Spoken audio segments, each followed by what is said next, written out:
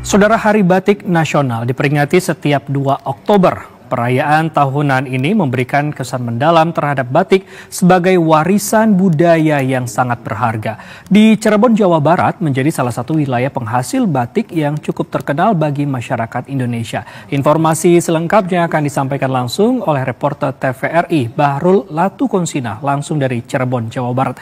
Selamat siang Bahrul, silakan dengan informasi selengkapnya. Ya baik, selamat siang Fajri dan juga saudara. Memang memasuki Hari Batik Nasional 2025 tentunya kami saat ini tengah berada di salah satu wilayah yang juga menjadi penghasil batik yang cukup terkenal di Indonesia, yakni adalah di wilayah Cirebon dengan batik khasnya yakni adalah batik Trusmi. Batik ini dinamakan batik Trusmi karena memang berasal dari desa yang bernama Desa Trusmi, dan tentunya tanpa adanya generasi selanjutnya batik ini tidak dapat dikembangkan begitu. Dan saat ini kami tengah bersama dengan salah seorang anak muda yang juga menjadi pecinta batik saat ini dengan Mbak Zi. Selamat siang Mbak Zi. Mbak Zi, apa sih yang membuat Mbak Zi tertarik begitu dengan menggunakan batik seperti saat ini? Baik, terima kasih atas kesempatannya. Tentu saja yang membuat saya sangat tertarik dengan batik adalah karena batik budaya tradisional Indonesia yang dimana kalau bukan kita yang melestarikan sebagai masyarakat dan generasi muda, siapa lagi? Itu sih salah satu alasannya. Selain itu juga memang batik kan menarik ya.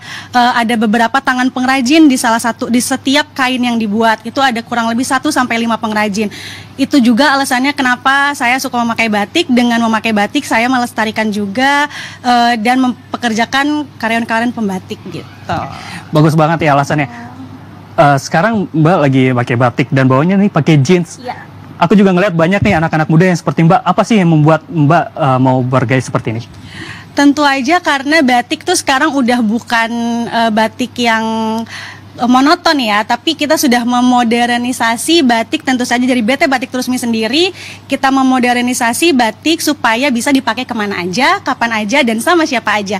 Jadi batik dengan bentuk jeans seperti saya sekarang pakai itu bisa dipakai ke kafe, nongkrong-nongkrong, bisa pakai buat kerja. Jadi udah bukan batik hanya untuk dipakai ke kondangan doang gitu. Boleh nih terakhir sebagai generasi muda, harapan batik ke depannya?